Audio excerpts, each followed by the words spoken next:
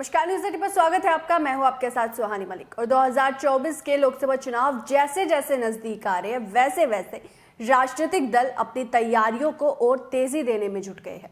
वहीं इस बार का लोकसभा चुनाव किसी भी दल को लोहे के चने चबाने जैसा साबित होने वाला है। उसी को देखते हुए बड़े दल छोटे छोटे दलों को साथ लाने में जुट गए हैं। वहीं छोटे दल अपनी सियासी नफा नुकसान देखते हुए फूंक फूंक कर कदम रख रहे हैं। इसी क्रम में उत्तर प्रदेश में आरएलडी और सुभाषपा बीजेपी का भी कुछ फाइनल नहीं है कि ऊंट किस करवट बैठेगा।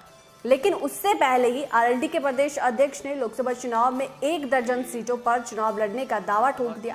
ऐसे में अब सवाल उठ रहा है कि अगर रालोद को सपा के साथ गठबंधन में नुकसान हुआ तो क्या अकेले ही जयंत चौधरी 24 का चुनाव लड़ेंगे। अब आपको बता दें कि रालोद की तरफ से 1 दर्जन सीटों पर दावा ठोका गया है।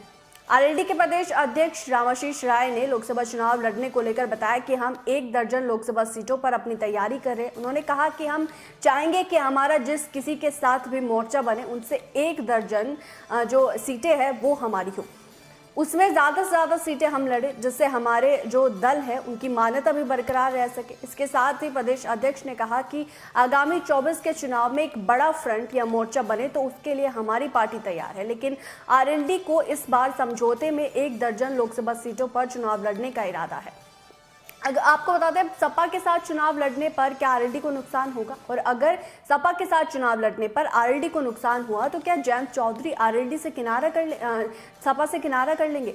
आरएलडी प्रदेश अध्यक्ष रामाशीष राय ने समाजवादी पार्टी गठबंधन पर भी सवाल उठा दिया। प्रदेश अध्यक्ष ने कहा कि हम सपा के साथ विधानसभा चुनाव लड़े थे और उस समय हमारे दल की मान्यता भी थी, लेकिन विधानसभा चुनाव के जो नतीजे आए उनसे राष्ट्रीय लोकदल की मान्यता भी चली गई।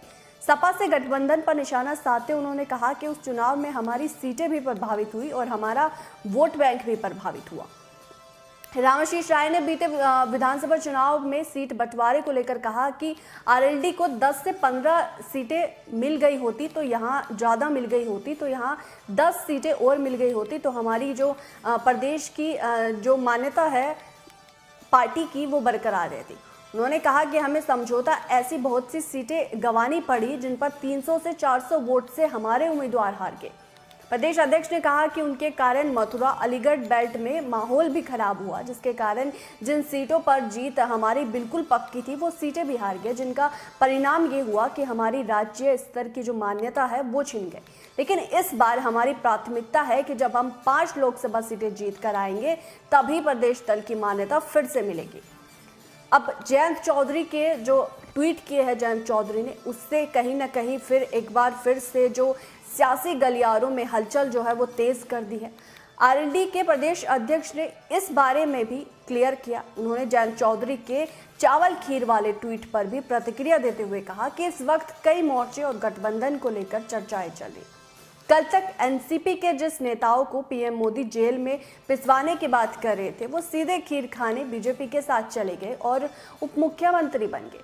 इसके साथ उन्होंने कहा कि एक तरह से नीतीश कुमार बड़ा फ्रंट बनाने की कोशिश कर रहे हैं, दूसरी तरफ कुछ लोग थर्ड फ्रंट या फिर कोई अलग लाइन में चल रहे हैं। प्रदेश अध्यक्ष ने कहा कि मेरी समझ में इसी वर्तमान जो राजनीतिक उठापटक को देखते हुए जयंत चौधरी ने ये ट्वीट किया है। तो उन्होंने अब इस ट्वीट को लेकर भी क्लियर किया है, लेकिन साफ तौर से उन्होंने कहा है कि जैसे 22 के चुनाव में सपा के साथ गठबंधन की वजह से उन्हें जिस सीटों पर नुकसान हुआ था, क्योंकि बहुत सारी ऐसी सीटें थी जिसको लेकर दोनों के बीच में जो है एक समझौता नहीं हो पाया था, लेकिन अगर 24 में भी ऐसा ही हुआ कि